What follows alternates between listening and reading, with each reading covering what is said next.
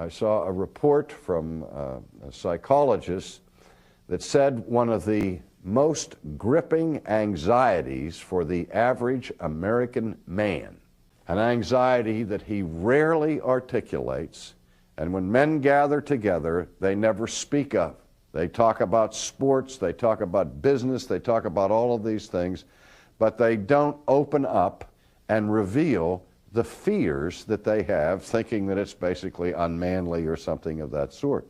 And this gripping anxiety that the psychologists have uncovered for the American man is the fear of failure to provide for his own household. That is, this is a problem specifically to married men and those who have children. Because the moment a man says, "I do," in front of a minister or a justice of the peace, he has now taken upon himself, at least in our cultural understanding, the burden of caring not only for himself, but also for his wife and for the family. And even though we've now changed so much of the cultural structures where many women are in the workplace and so on, still that age-old expectation of the male to be the one who is to be the provider and the protector of the family is still deeply rooted in the male psyche in our nation, and I suspect in many other nations as well. Another phenomenon that's reported to us from the secular world of medicine is the strange ratio of the experience of nightmares. That men have twice as many nightmares as women. I mean, wonder why that men would have more nightmares than women. And again, the consensus is that it's rooted in this particular fear or anxiety that the man carries around with him. Now, I'm sure women have their own distinctive sets of anxieties and worries that they have to be concerned about, and also related to the care of their offspring, of their homes, and all of the rest. But when Jesus focuses his attention on this problem of anxiety, he's talking about the basic necessities of human life and the concerns and anxieties that we bring to bear on these provisions. Will I be able to feed my family tomorrow? Will I be able to clothe my family tomorrow? How am I going to accomplish all of these things? And Jesus says, take no thought for tomorrow. Now, he's not saying don't be provident. He's not saying don't be prudent. For elsewhere in the scriptures we are told that the man who fails to provide for his household is worse than an infidel, and that we are supposed to be wise and prudent and disciplined in making provisions for our family. So Jesus is not giving a prohibition here against careful planning and against provisions.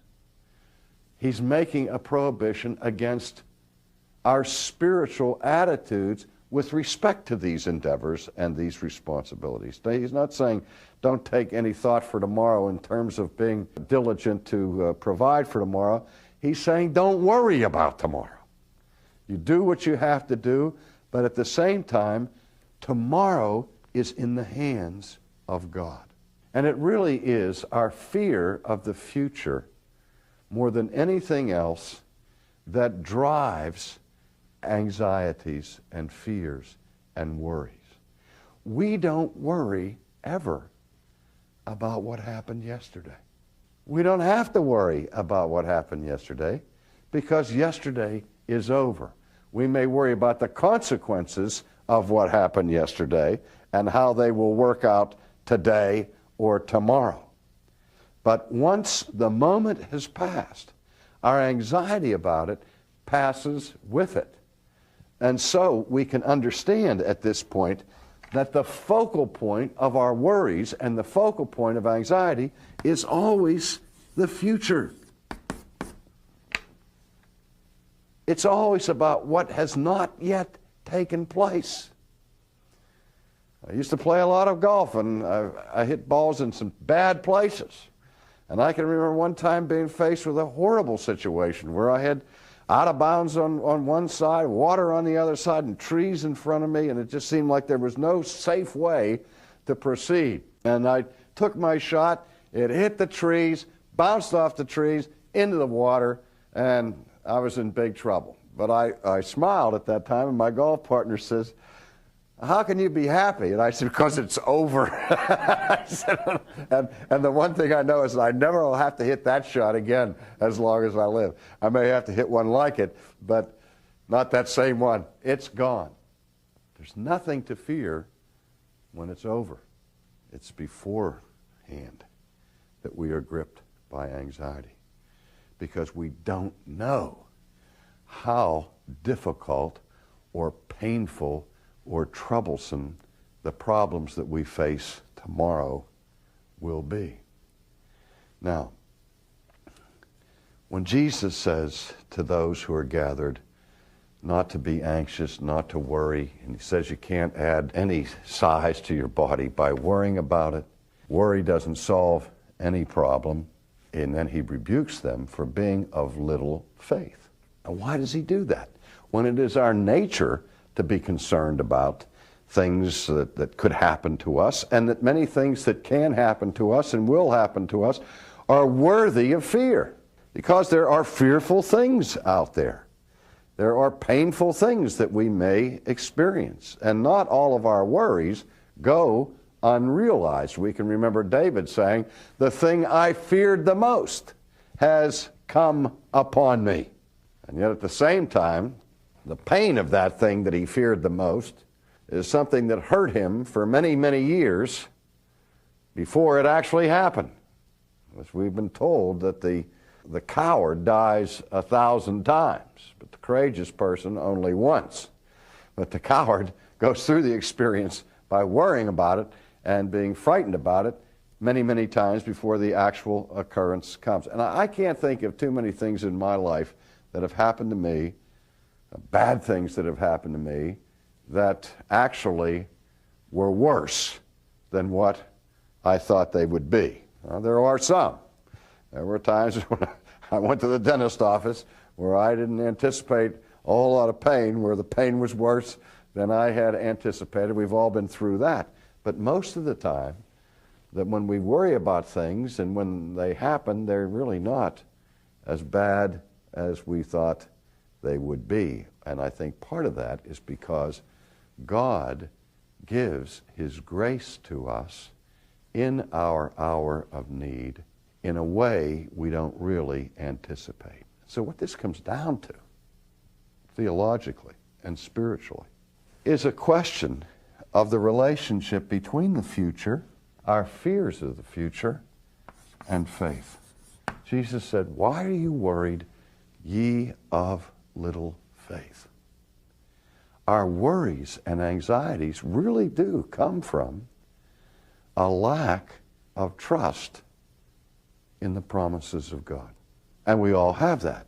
We all have faith, but our faith is limited, and sometimes our faith does not get us past the anxiety of what will happen, because we're afraid that God will not do what he promises he will do.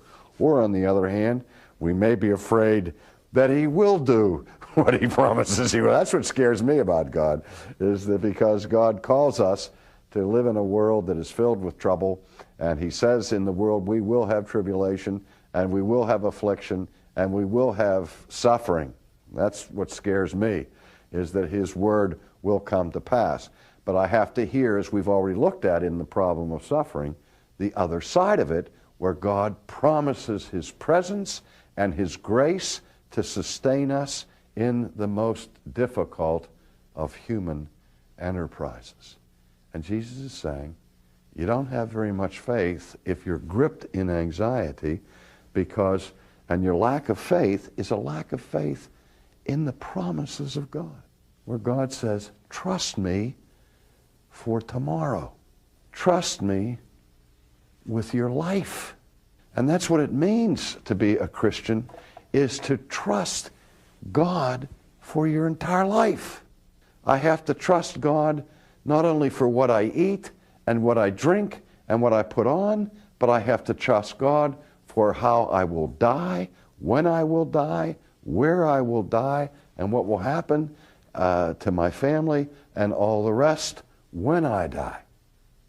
I have to trust God for the future. And I think that the greatest cure there is, the simple cure, but it's not as simple as it seems, it's simple to understand, but it's difficult to apply, is that we need to immerse ourselves in the Word of God. Because nothing dispels fear more quickly than the reinforcement and our understanding of the promises of God.